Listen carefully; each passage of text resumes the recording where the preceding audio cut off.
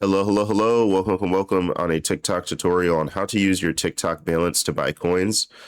First things first, if you guys just want to leave a like and comment down below for me for the algorithm, then I'd really appreciate it.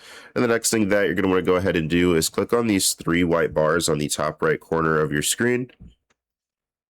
And then from there, there's a couple of different things you could do, but you're going to want to click on your balance in this case. And then from here, you can see what your balance on TikTok is. And then you can use this balance to go ahead and press get coins.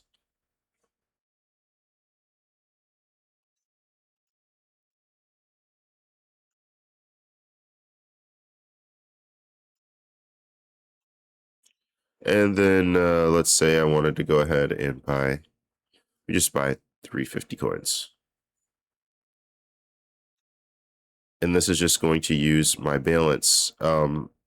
It's still going to ask you if you want to purchase, but it will use your balance first. If you guys have any questions, comments, or concerns, make sure to go ahead and leave them down below. But other than that, it's been a TikTok tutorial. Thank you guys so much for watching. Have a wonderful day.